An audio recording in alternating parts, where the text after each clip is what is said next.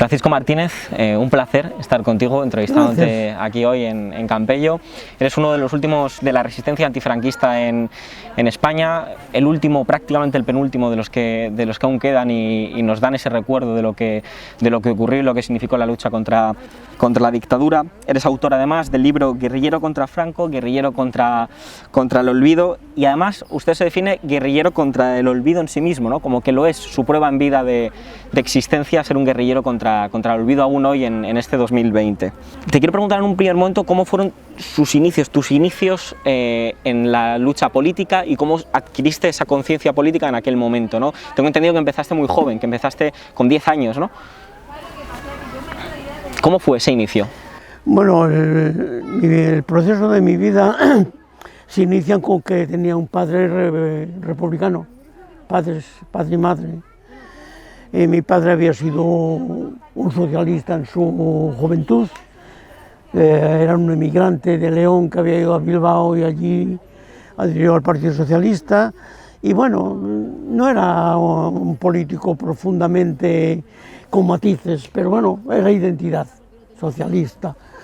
Y como yo soy de un pueblo campesino, allí al lado de Ponferrada, pues él fue uno de los iniciadores en los años 31, ya 32, y ya estaba ahí, de crear una sección socialista, ¿no? Entonces, bueno, había un montón de gente. Entonces ya, por familia, yo pertenecía a ese sector, por familia.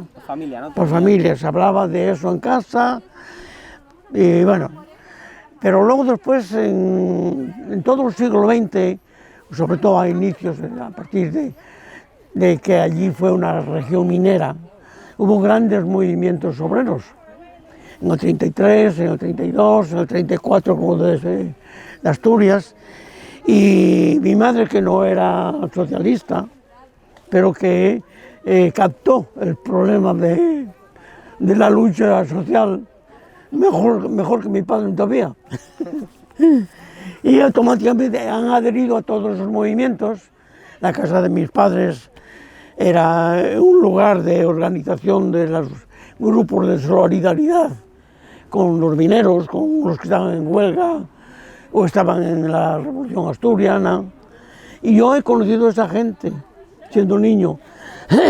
Y mi curiosidad era de observar qué decían, y yo les hacía preguntas, tenían aquella 8 años, 9 años. Y eso estaba también muy vinculado, que yo he vivido la primera escuela laica republicana de mi pueblo. Fue con mi generación que se creó aquella escuela. Un maestro de la promoción asturiana, republicana, y automáticamente, aún ahora yo analizo la pedagogía que tenía aquel profesor, que no la tienen desgraciadamente los jóvenes de hoy. El hecho de transmitir el conocimiento a través también de una conciencia de tu función social, lo que vas a ser mañana. Y eso lo aprendí, me prendió mucho con esas dos vertientes, ¿no? La vertiente de reivindicación obrera, la lucha por una vida mejor y tal, y conocer a las personas, saber cómo vivían y saber lo duro que eran las cuestiones. Entonces, claro, todo eso encaja con aquel entusiasmo de 1936, aquella campaña electoral, que mi madre era una agitadora y unas cuantas mujeres de mi pueblo agitadoras. Eso me entusiasmaba enormemente. Y en 1936, que también yo creo que lo relato en el libro, hubo la manifestación, claro, la Victoria, en febrero. El 1 de mayo era un desfile terrible. Yo fui a ese desfile, seguramente era el único niño que había en ese desfile, y bueno, ha culminado todavía más en esa opción de que hay que estar en el orden de la lucha, de ser antisistema, claro. Y bueno, todo eso se vino abajo con la represión, la sublevación. Allí fue automáticamente triunfó el día 20 de julio del 36, y ya aparecieron al día siguiente, el día 20 había ya muertos por las cunetas. Y yo los he visto siendo niño y gente que conocía. Mi maestro desapareció, no sé si lo mataron o no, pero ha desaparecido. Y mi padre tuvo que ocultarse, y todo el mundo, toda la gente, porque eran republicanos. Entonces ya entras en el momento que se ocultan, los que eran destacados, los hombres fundamentalmente, y alguna mujer, los demás estábamos en la vigilancia de sostener toda esa ocultación. O sea que entras ya en la clandestinidad. Yo entré en la clandestinidad ya en julio del 36, entras en la clandestinidad. Y eso duró 2, 3 meses, 4 meses, muchos los cogieron, los mataron, otros pudieron pasar al frente republicano, pero ya los chavales de mi época, que éramos los alumnos de ese maestro, ahí coincidimos toda la vida, porque después fueron enlaces también de la guerrilla, fíjate, pues todo en aquel pueblo pues había un plantel de chavales organizados en el sentido de proteger los oídos. Entonces ya fue un ejercicio. Esos oídos existieron en los primeros años, pero luego se convierten en lucha armada. Entonces la lucha armada tiene un origen allí fundamentalmente, que es cuestiones que no están claras desde el punto de vista de histórico general. Tiene particularidades, una zona que hubo guerrilla u otra zona que hubo guerrilla. Allí nace la guerrilla de esa situación. Es una guerrilla popular, una guerrilla del pueblo, una guerrilla autóctona, una guerrilla no instrumentalizada por ningún partido, sino con una ideología frente populista. Bueno, son temas muy importantes desde el punto de vista de narrar la historia.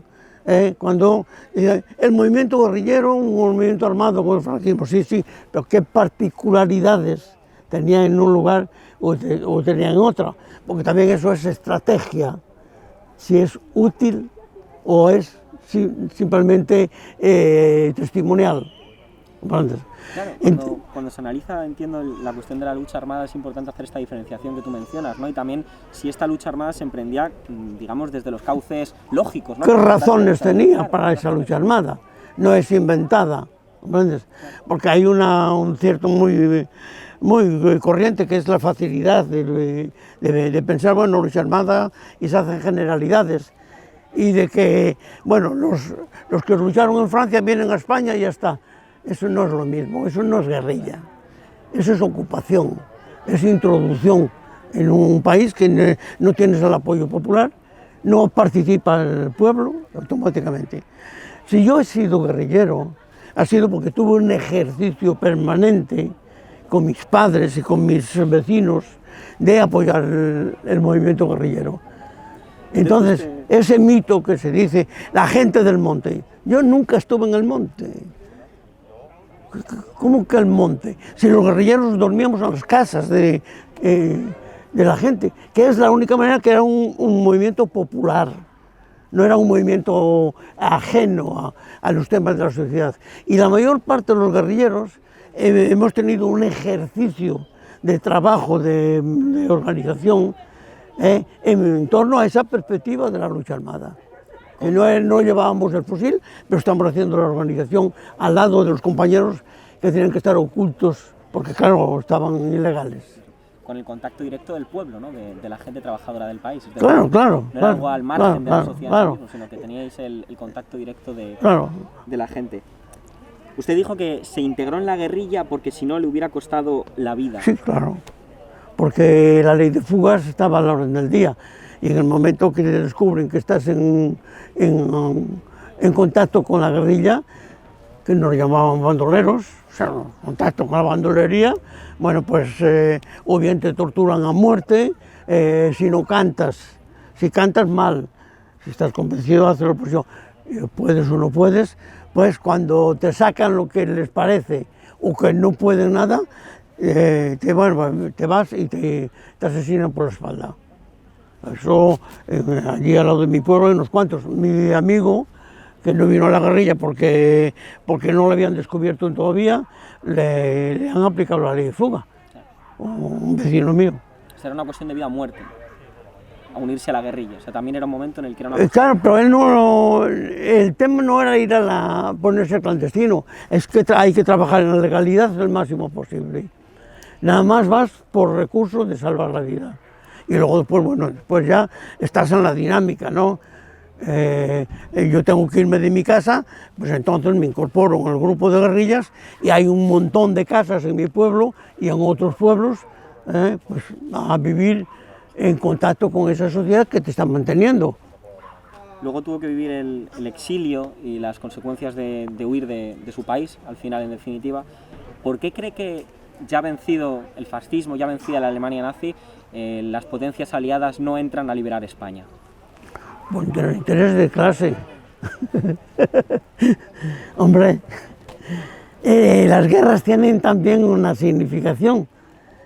Tienen un concepto, no se hace una guerra por ponerse contra el otro. Hay intereses, son intereses de clase o de grupo, ¿no? En las guerras mundiales es por la hegemonía, el dominio económico y la hegemonía del mundo, el mundo capitalista, por eso las provocan. Y entonces automáticamente llega un momento en la coyuntura internacional, el franquismo servía mejor los intereses en el momento que se establece la Guerra Fría. La Guerra Fría tiene unos contenidos de clase, no es cualquier cosa, no es simplemente porque el otro es de un color y yo soy del otro, no, de clase. Automáticamente el franquismo, que era un régimen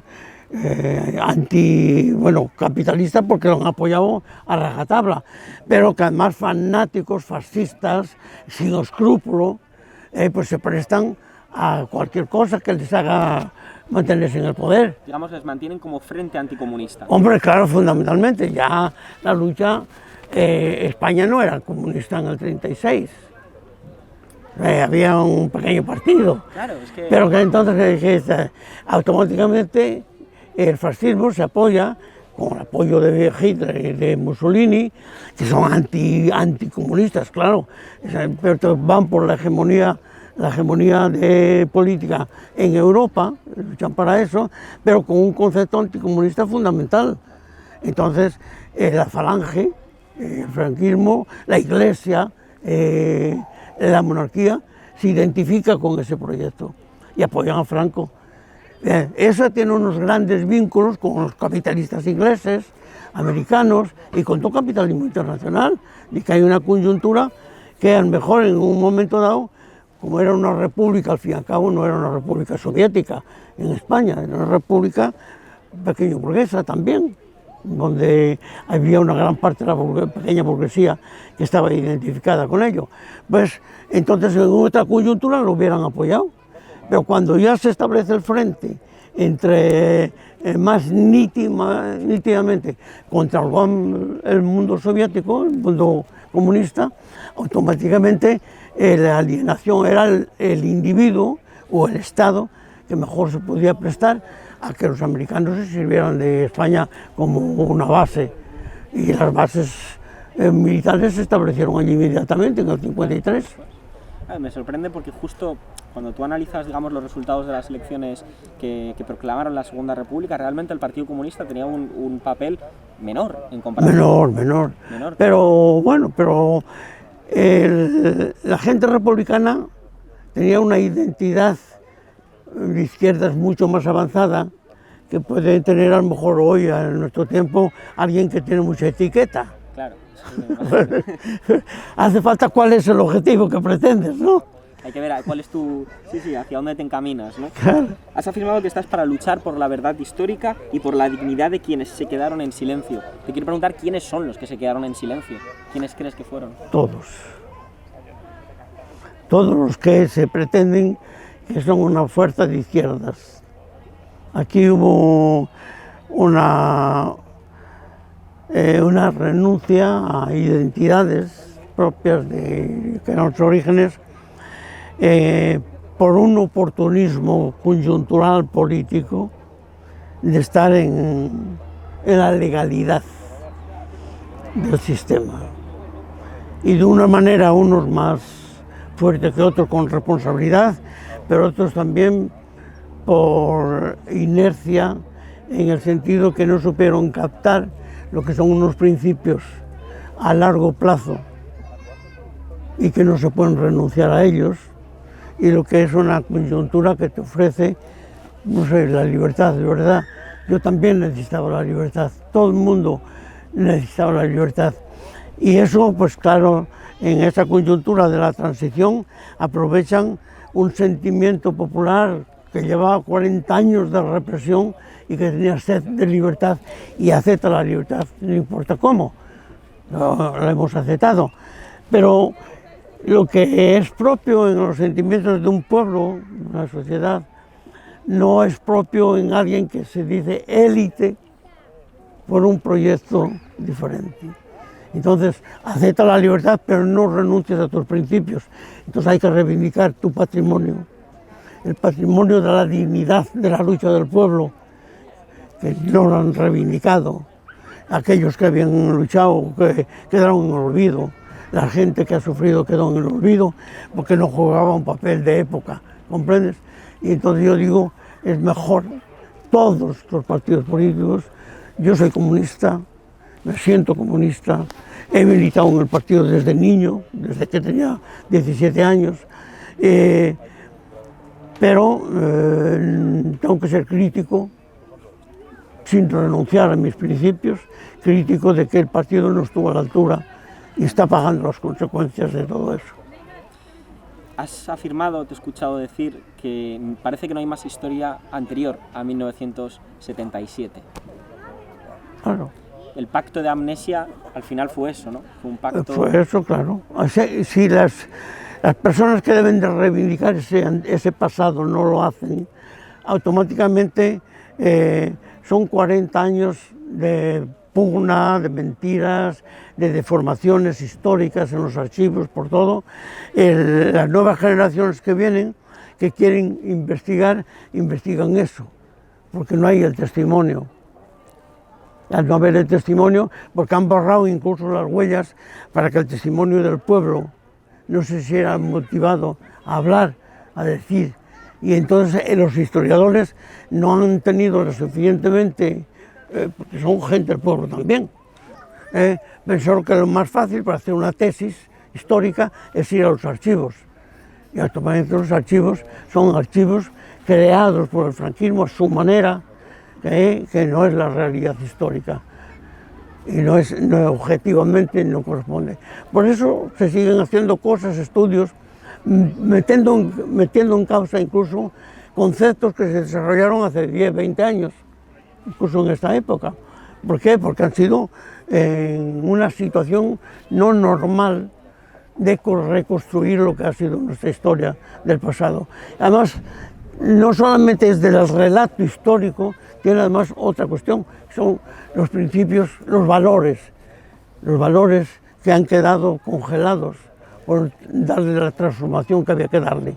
Esos valores de la dignidad de un pueblo que en 1936, con poca cultura, con todo lo difícil que se veía, opta por un proyecto transformador en cierta medida.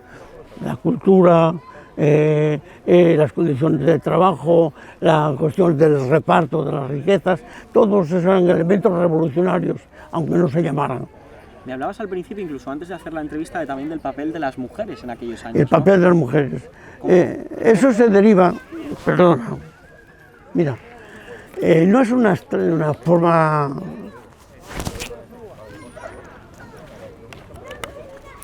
simplista, porque se empieza a hacer mucho trabajo también ahora sobre las mujeres, se despiertan ahora. Yo lo planteo desde el primer momento. Cuando yo te digo que las particularidades de una guerrilla que vive, que duerme en las casas de los vecinos, y que vive allí, que sale por la noche a hacer las operaciones o cuando tenga que pasar, ¿quiénes están en las casas? Son las mujeres. Y esas mujeres están implicadas en la lucha automáticamente. De eso no se habló. Se habla de alguna heroína porque la han matado o porque fue a la guerrilla. También hubo mujeres en la guerrilla ocultas, claro, igual que los hombres, ¿no? Pero había menos. Pero la mayor parte de la resistencia eran las mujeres. Las que mantenían, daban protección. Hombre, es la base. Claro. Si no tienes la base orgánica que te mantiene, ¿de qué vale una minoría de personas que lleven un fusil? Eso no vale nada contra un ejército. ¿Comprendes? Lo que vale es la audacia, la organización, y esa parte que también estábamos sorprendidos, que está organizada y que es la que hace la mayor parte de los trabajos. Y eso no se valoró. Más precarizado además, ¿no? Claro, claro. No se ha valorado por el franquismo porque son una concepción machista completamente. No podían comprender. Pero cuando descubrían a alguna mujer, le perdonaban menos que al hombre porque se metían en política. Para ellos eso les pasaba. Y han asesinado a muchas mujeres. Bueno, y bueno, fueron la base fundamental, yo lo digo, ya lo dicen otros, pero ya lo dije en el primer momento, que no solamente se olvidó a los combatientes, pero las mujeres más que olvidadas todavía, porque relegadas no comprenden. Me hablabas de los valores sociales. ¿Cómo ves hoy esos valores en la juventud? Es decir, hemos pasado por una hegemonía capitalista absoluta. ¿Tú cómo crees que están hoy esos valores en la juventud y en la gente de hoy día, en las nuevas generaciones? Bueno, yo me echo de menos ahora, porque son consecuencias también de eso, de no tener en cuenta lo que en una época esta sociedad querían poner en práctica. Que era la solidaridad, que es un elemento fundamental, es reconocer que no estás solo en el mundo y que tienes que compartir con los demás. Y el comunismo, por mucho dogma que veas, si eso no existe comunismo. Proletarios del mundo unidos. ¿Comprendes? ¿No? Pero eso también, sin que haya una estructura comunista, eso existía. La generosidad de las personas hacia los demás, el sentir un trabajador analfabeto que estaba explotado, que hoy tiene un título de académico y no sabe que está explotado siquiera, no sabe definir cuál es la relación capital-trabajo, por ejemplo. Bueno, todos esos son valores, eran valores que adquiría la sociedad por costumbre, también por cultura, pero la cultura popular, la cultura del conocimiento, y que eran valores que automáticamente se manifestaban con tus semejantes. No había tanto egoísmo, no digo que no hubiera alguno, pero no había como actualmente, no había tanto individualismo, yo y a mí tal, que repercute con la persona que lo es. El individualismo repercute contra el que lo es, porque automáticamente se aísla de una realidad que está viviendo una sociedad y no puede olvidarla. ¿Comprendes? Si la olvida, automáticamente se margina, o es un fenómeno extraño a su contorno, a su entorno. Esa es la cuestión. Bueno, pues todos esos valores que parece que son fundamentales, porque muchas veces no hace falta guerras para hacer transformaciones.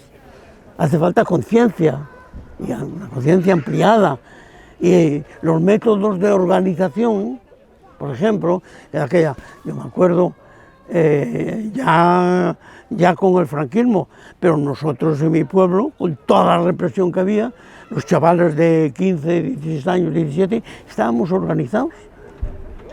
Bueno, no en toda España se hacía porque las dificultades eran muy grandes, pero hoy que es tan fácil, ¿comprendes? Pues no, porque no hay el elemento fundamental, no hay la necesidad.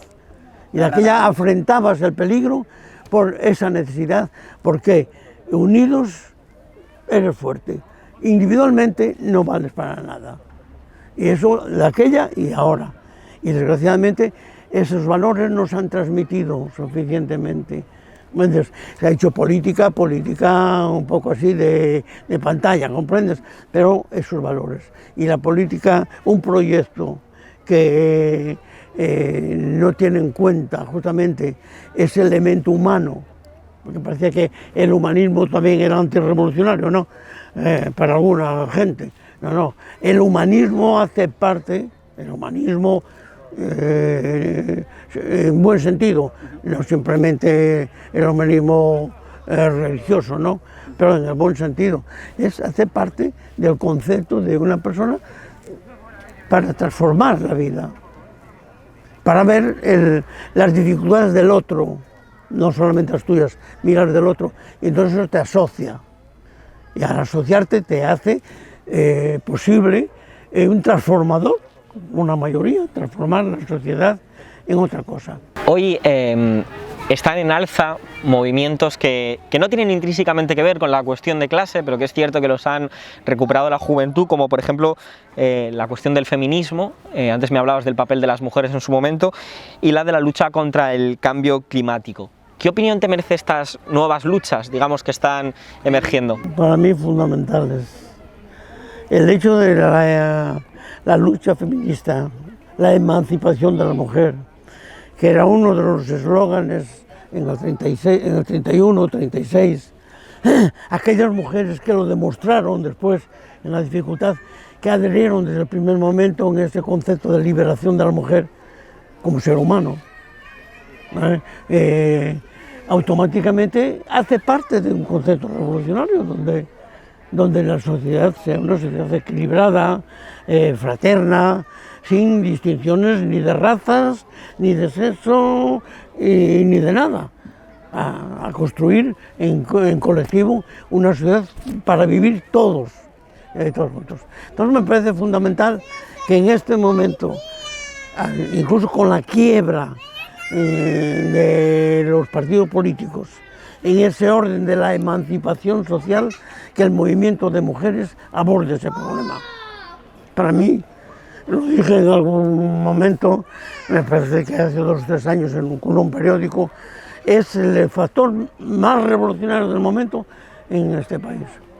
Lo ecológico, que en un momento no se tiene conciencia, la práctica social que está deteriorando nuestro entorno, nuestro ambiente, y por intereses que no son los del pueblo, por intereses sobre todo capitalistas, porque son justamente quienes introducen los elementos que les aportan más beneficios a costa también de atentar a la naturaleza. Entonces, otro elemento revolucionario. Me parecen muy importantes.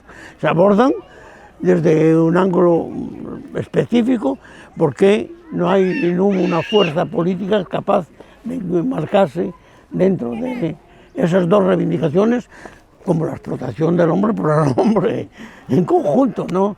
Porque eso es explotación el hombre por el hombre, aunque es muy machista, pero o de la mujer por el hombre. Te he escuchado decir que si hubo un desencuentro entre españoles, las nuevas generaciones no tienen por qué sufrirlo. Y parece que hay quien dice que el tema del franquismo, de la resistencia contra el franquismo, incluso de la guerra civil, tocarlo no se puede porque es abrir viejas heridas.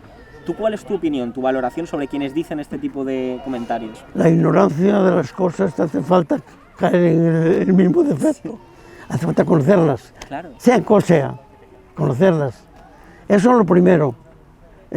Una persona ignorante no puede prever en su futuro, en su medio, fenómenos que te pueden aparecer y que caes en el defecto de no conocer lo que ha sucedido en otros tiempos. Entonces, ese tema de ese odio es una ideología también. El franquismo la ha transmitido y la hay. Y todavía existe porque no se ha combatido. El odio al contrario. Claro, ahora lo estamos viendo cada vez más, ¿no? El odio al contrario. No abra las heridas porque confórmate con lo que ha pasado, porque no hubo juicios. No se ha enjuiciado el fascismo. Y automáticamente es una herida el señalar de que el franquismo ha sido un gobierno totalitario o asesino y que ahí están las pruebas. Eso abre heridas. ¿A quién? ¿Al asesino? De que de alguna forma ha quedado un relato con respecto a la victoria del bando nacional, un relato en el que los que se reclaman justicia por todo aquello son ciertamente victimistas, ¿no? Parece como que hay un relato de hay que desenterrar a los muertos, hay que, que reparar lo que ocurrió, pero que hay un relato victimista. ¿Me puedes analizar esto? O sea, ¿desde qué perspectiva? Victimista. Sí. Justamente. Ese relato victimista es una sociedad que ha perdido la capacidad de defensa de sus valores y se conforma, no tiene más alcance, porque eso se cultiva también, el victimismo, no tiene más alcance que el dolor. Y el dolor no es transformador. El dolor es justamente dar vigencia a la causa que lo ha producido, para que se reproduzca y tal. Fue mi desgracia, no fue tu desgracia. No, es un problema que hay una causa, y esa causa es el elemento que el efecto es un derivado de una causa, y esa causa hay que ver cuál es esa causa.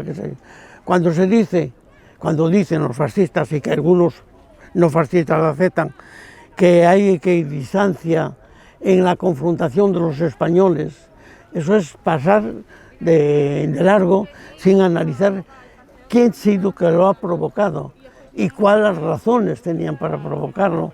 Entonces, no es que los españoles fueran más malos que en otra época y que eran los españoles, o guerra civil, que no era civil. Ha sido una guerra, además, impuesta desde el extranjero, desde el exterior. Esto lo hablaba el otro día, ¿no? Que al final fue una invasión alemana. Claro. Los españoles habían votado ya. Era una concertación con el fascismo alemán para dar aquí el golpe como un elemento que hacía parte de una ideología internacional fascista. Era eso.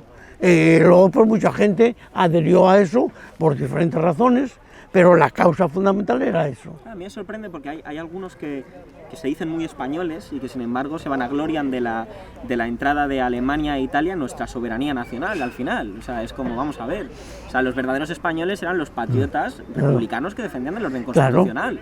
Claro, ¿por qué se pone en causa el hecho de que fue una opción del pueblo en elecciones libres? ¿Qué es lo que quieren? Imponer la dictadura, lo que han hecho, imponer la dictadura. Usted es una prueba viva de aquel tiempo y del exilio forzado. Y te quiero preguntar si crees que en el futuro, sin el recuerdo de quienes vivisteis todo ello, de quienes sufristeis todo ello, se mantendrá el relato de los que desgraciadamente perdieron en la guerra civil. ¿O nos impondrán ese relato desde arriba?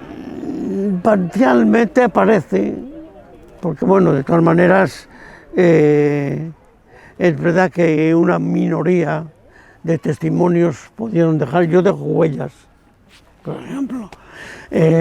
Otros camaradas dejaron huellas, pero no lo suficientemente para que la sociedad en su conjunto capte la verdad objetiva.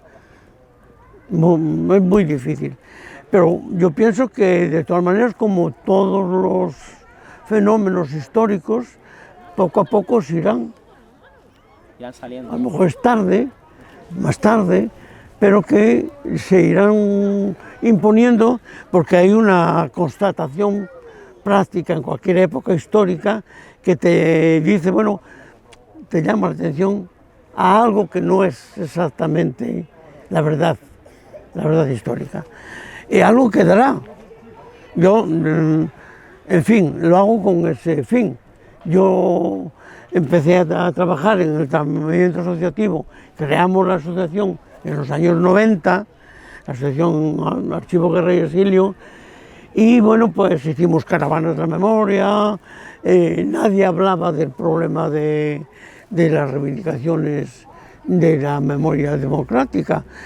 Pero a partir de allí se crearon una cantidad de asociaciones que de una manera u otra interpretan de que tiene que haber una ley, hay que se conforma con una ley simplemente de una reparación simple. Te quiero preguntar por eso, la ley de memoria democrática también que quiere impulsar ahora el gobierno. La ley de memoria democrática, pero hay elementos fundamentales que desde el punto de vista humano e histórico hay que ir al fondo del problema. No se puede ser demócrata si no condenas lo contrario. Dijiste que los gobiernos han capitulado ante la memoria histórica. Estuvo Zapatero con la ley de memoria histórica, ahora este gobierno con la memoria democrática. Y aprovechando esto te quiero preguntar cuál es tu valoración de lo que algunos de la derecha dicen que hoy es un nuevo Frente Popular, que es este gobierno de coalición progresista entre el Partido Socialista y Unidas Podemos. Es una agitación barata. Esto no llega ni al Frente Popular ni... Claro. No, no. Oye, hay ministros comunistas, ¿no? Está ahí... Sí, pero están en el sistema. Claro. Hay ministros comunistas, bueno, mejor, al menos sirven para tener algún planteamiento. Pero desde el punto de vista de fuerza, de transformación, mucho menos que en el 36, con menos comunistas.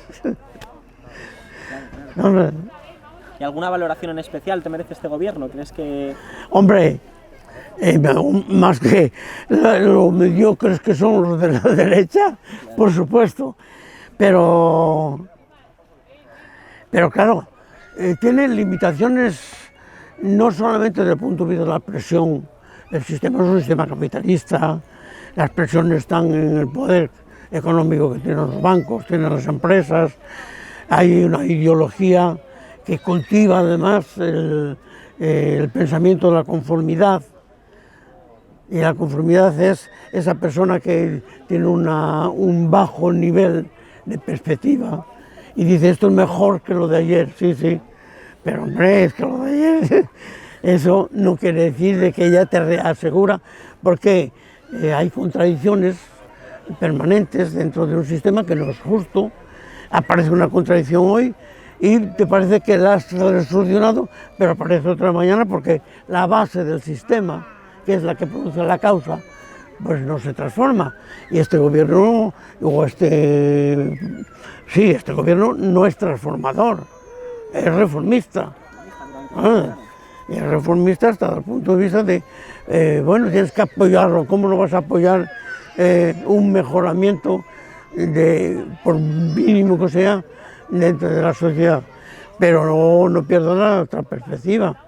La perspectiva de que el mundo es movimiento y el movimiento va creando unos factores en donde tienes que, como político, tienes que estar al lado de captarlos y saber cuál es la medida en cada momento. Claro, te quiero preguntar, porque tú me has dicho que eres comunista, supongo que eres miembro del Partido Comunista, ¿verdad?, del PC. ¿Qué valoración haces hoy del rumbo que tiene el Partido Comunista y de la importancia de hoy del PC?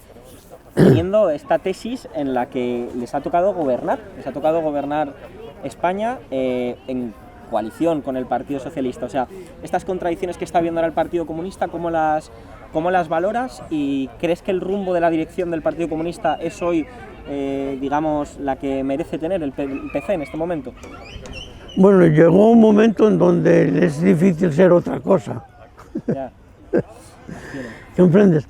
Tener un discurso ultra revolucionario, si no tienes la fuerza para plasmarlo en la verdad, en la realidad, no vale para nada, es demagogia pura, ¿comprendes? Entonces automáticamente yo creo que el defecto del partido, porque no de las personas del partido, es el haber perdido la identidad sobre la perspectiva revolucionaria. Podías estar en tu época, pero no perder la perspectiva. Las personas son producto de su medio. El medio influye en la persona. No hay persona por encima de la sensibilidad de su medio. Entonces te influye enormemente. Un parlamentario automáticamente está en ese medio y tiene una misión parlamentaria. Si no hay un ejercicio paralelo, orgánico, que tengas que dar cuenta de tu función, automáticamente tú vas a ser eso, un parlamentario, más o menos brillante, pero se acabó. Entonces, si falta la organización, si falta el elemento de identidad, automáticamente tú pierdes las esencias de tu título. Y entonces el partido ha perdido justamente el haber mantenido eso por la transición. Pudo haberse hecho la transición, no podía hacer otra cosa, pero automáticamente no renunciar a aquel potencial orgánico que tenía y de influencia ideológica en la sociedad española en los años 70. Era el único elemento de lucha aquí, y a cultivar todo eso, que es el elemento transformador. Lo otro no lo es, lo otro es revisionismo puro. Entonces automáticamente perdió la batalla. Yo me siento comunista, siempre, pero me siento comunista constatando de que este partido ahora no es funcional, no es un instrumento de transformación. Entonces, bueno, vamos a ver. Hay quien dice que hay que reconstruirlo, ¿no? Reconstruirlo, claro. Hemos visto también ahora el auge de partidos como Vox. ¿Qué opinión te merece el auge de este tipo de fenómenos? Es la quiebra de los valores sociales, quiebra absoluta.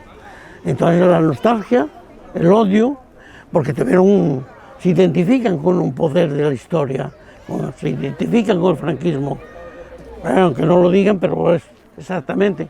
Y automáticamente se ven que eso se supera, se está superando de todas maneras. Y entonces automáticamente revierten ellos el odio a todo aquel que manifiesta que estaba en contra de aquel. Por eso dicen que era el mejor gobierno en todos los 40 años. O sea, este es el peor, o sea, que aquel era el mejor.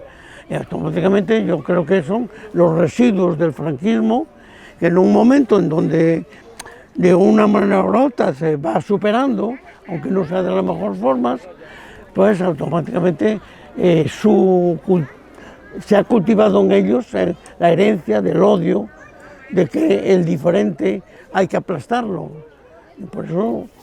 Tercera fuerza política hoy día, una cosa tremenda. Bueno, es una fuerza coyuntural también, ¿sabes? Eso hace parte de la derecha. Desde el punto de vista de clase, no son más radicales a la derecha que son los del PP o los otros.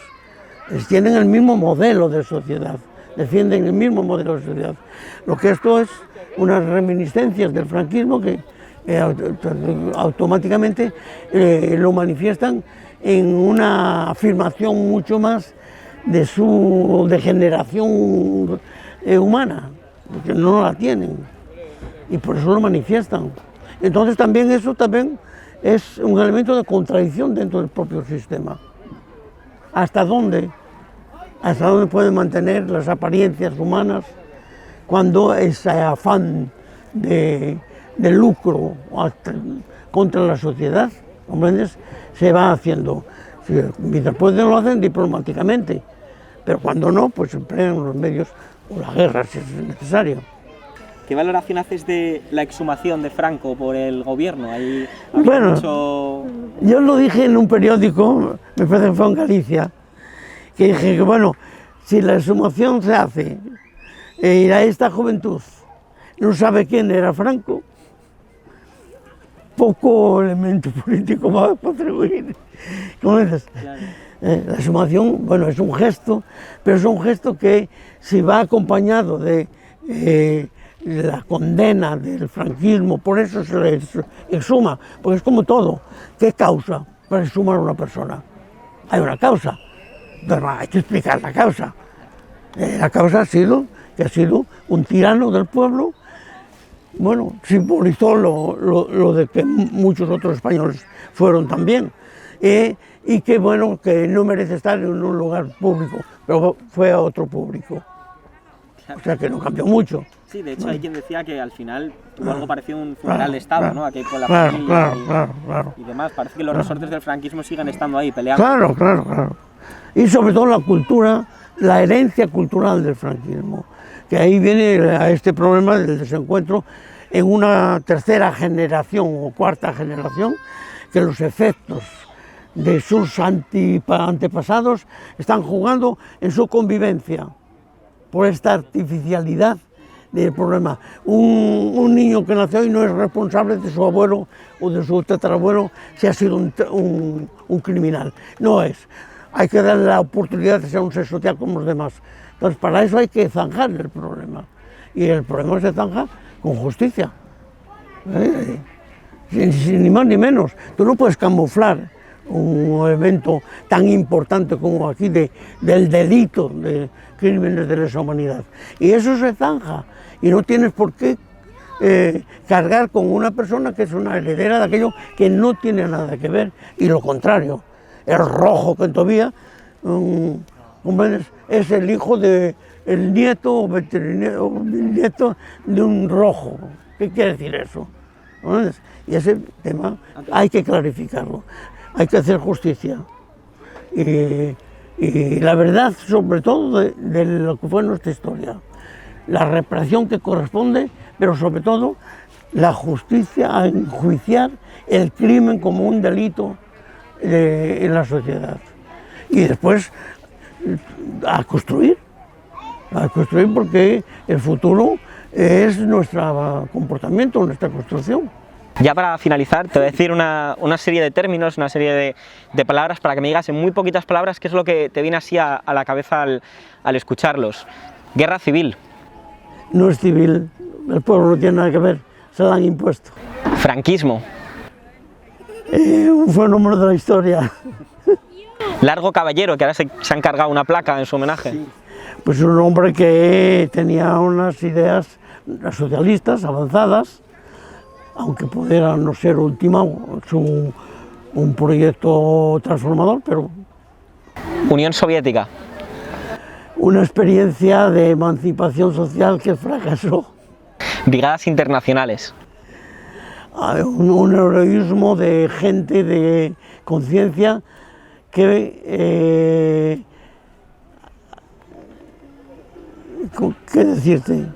Que daba un ejemplo del internacionalismo. Cuba. Una experiencia también de liberación y que la está haciendo todavía con todas las dificultades que se le crean. Que se crean, ¿no? Todavía, claro. Santiago Carrillo.